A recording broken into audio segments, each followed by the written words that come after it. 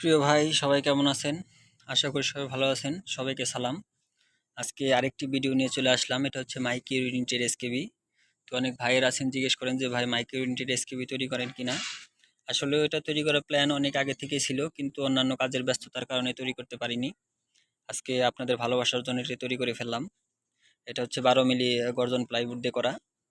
এখানে আজকে যেটা তৈরি হয়েছে এটা হচ্ছে 12 পিস এর ইউনিটের এসকেবি আর হচ্ছে 8 পিস ইউনিটের এসকেবি।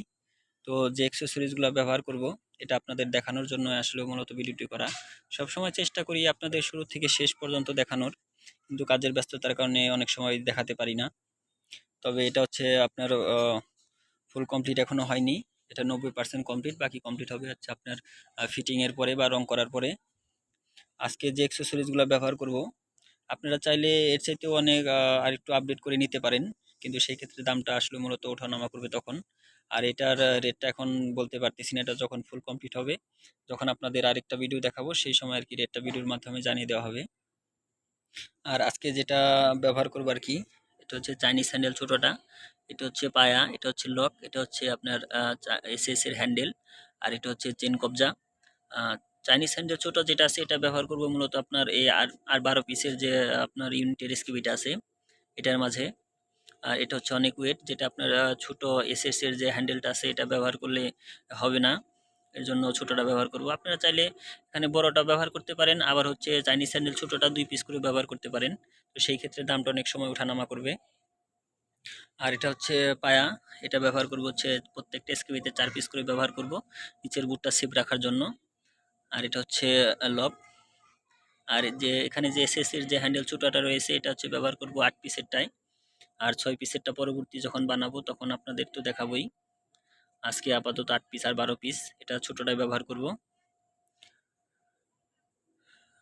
আর এটা হচ্ছে চেন কবজা, এটা ব্যবহার করবো। এটা দেখতেও অনেক সুন্দর, এটা কস্টটা অনেক বেশি, আবার হার্ডের দিক থেকেও অনেক মজবুত। আর এটা হচ্ছে মাইকের ইউনিট, যেরকম ভাবে রাখেন না কেন সবভাবে হচ্ছে ক্লিয়ার। দেখেন সবভাবেই ক্লিয়ার, প্রত্যেকটায় পার্টিশন করা। এখানে পিন তার কাটা স্ক্রু সবগুলোই মারা হয়েছে। আর যদি কাজের ফিনিশিং বা কাজের কোয়ালিটি আপনাদের দেখায়, দেখেন প্রত্যেকটা হচ্ছে একদম ফিনিশিং করা। দেখেন সব সাইডেই একদম ফিনিশিং করা।